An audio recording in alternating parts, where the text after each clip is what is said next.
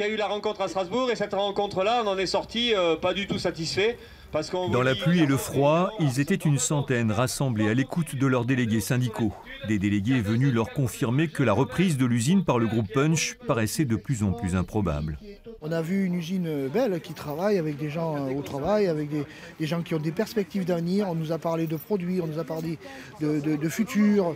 Et chaque fois qu'on parlait de Bordeaux, c'était au passé. J'ai eu vraiment l'impression que Punch était à une autre étape. Alors ils sont polis, donc ils nous ont dit qu'ils continuaient à travailler et espérer. Mais même au fond d'eux, on sentait bien que c'était compliqué.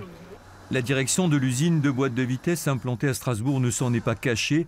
Elle ne dispose toujours pas des fameuses lettres d'intention pour garantir l'activité en cas de reprise. Et les syndicats doivent plus que jamais composer avec cette incertitude vis-à-vis de l'ensemble des salariés. Bien sûr que ça vacille, mais nous on vacille aussi. Mais en même temps que ça vacille, il y a quand même quelque part cet espoir quand même ne pas lâcher, quoi. Voilà. Donc il y a ça quand même dans la tête de plein de gens, parce que la peur qu'il y a quand même, c'est le chômage derrière, quoi.